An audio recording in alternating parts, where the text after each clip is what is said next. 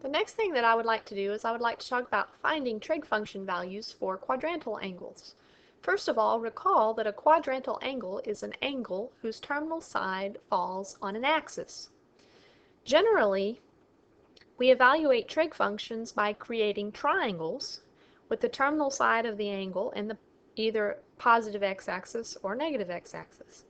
In this case, however, if your terminal side falls on an axis, you can think about there's not going to be a triangle created in this situation. However, we can evaluate trig function values at these angles. What we will do to find trig function values for quadrantal angles is we will first assume that the value of r is equal to 1.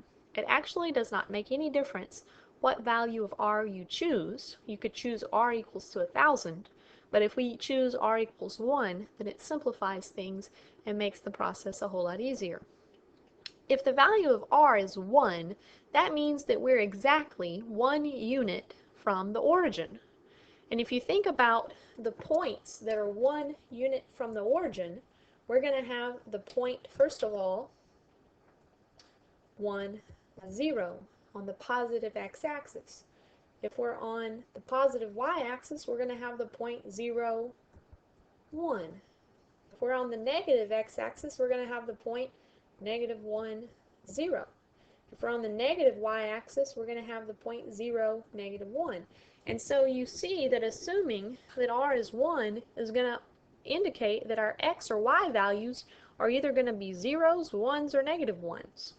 Now let's look at an example. First of all, I want to find the sine of 3 pi over 2. Let's draw a picture. 3 pi over 2 is located along the negative y-axis. And so here is my angle. Now that being the case, because it falls on that axis, what you want to do is you want to assume that your r value is equal to 1. Assuming that the r value is equal to 1 and knowing that you're on the negative y-axis is going to tell you that you have an ordered pair, x is 0 and y is negative 1. And so you have an x value and a y value, and you also have an r value. Sine, being the ratio of y over r, would mean in this case, you see that y is negative 1 and r is 1, so the value is negative 1.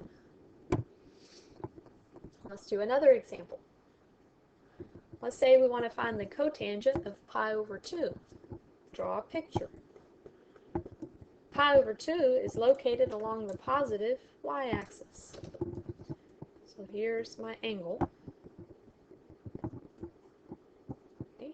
Being located on an axis means you needed to assume that your r value is equal to 1.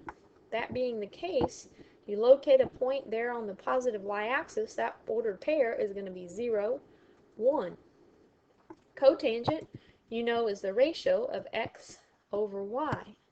The x value in this case is 0. The y value in this case is 1.